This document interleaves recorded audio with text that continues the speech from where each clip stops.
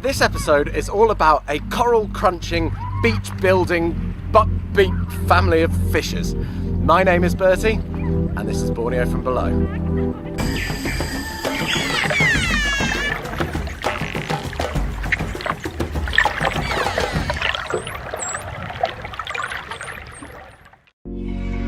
The coral reefs around Borneo play home to a huge number of brilliant, bedazzling tropical fish.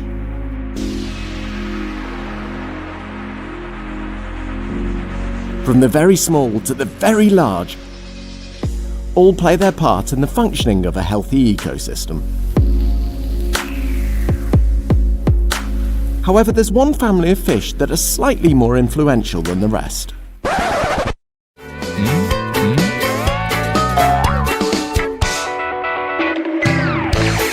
These are parrotfish, aptly named due to their striking bold colours and beak-like tooth arrangement. But don't be fooled by their somewhat goofy look. Parrotfish are in fact essential to the maintenance of the entire tropical reef system.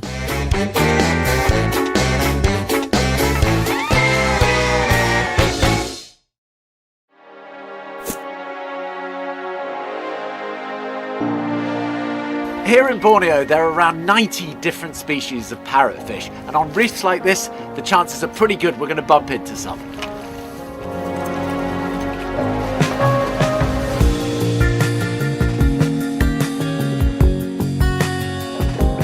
Whilst we were right about the abundance of parrotfish, one thing we didn't account for was how darn difficult they are to get close to. Catching up with one to take a quick snap soon turned into a comedy caper chase.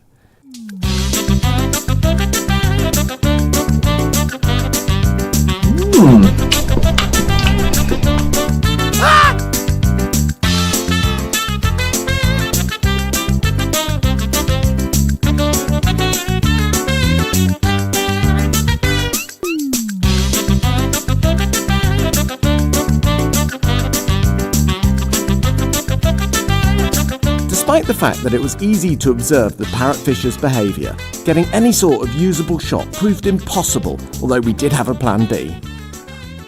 What a nightmare. I tried every trick in the book to get close to them. I hid behind rocks, I snuck up, and nothing, no luck. But for the parrotfish's best party trick, you've got to come back at night. Maybe that way I'll be able to get a little bit closer. As night fell, I hopped back into the water to once again head off on parrotfish patrol. Now, whilst during the day parrotfish spend their entire time darting around the reef, by night time they're so exhausted they nestle down into nooks and crannies in the coral and get a spot of shut-eye. To make sure they don't become some predator's midnight snack, the parrotfish has developed a very cool defence mechanism to allow it to get some undisturbed sleep. A number of parrotfish species secrete mucus from their mouths, forming a cocoon that encases their body during the twilight hours. Not too dissimilar to a sleeping bag. The mucus cocoon works to disguise any scent the parrotfish gives off.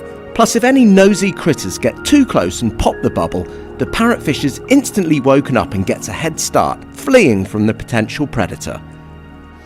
What's so interesting about parrotfish is that by daytime it's really hard to get anywhere near them, and then at night they're just sat in a trance-like state in a mucus cocoon. It's a real sort of fascinating contrast.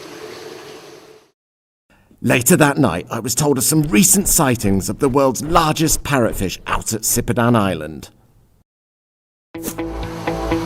At the crack of dawn, we set off on our mission to dive with the bulbous, bumphead parrotfish. However, they clearly had other ideas.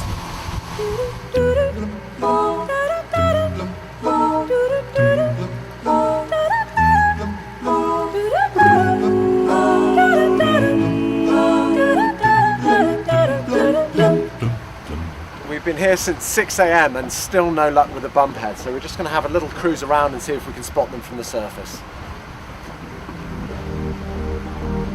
Okay, so we've just found them. We've been looking for hours and hours, but they're right here in front of the boat. It's going to get my tank on and jump in. I'm getting in, mate. I'll see you in there. Yeah? Yep. you go. Cheers.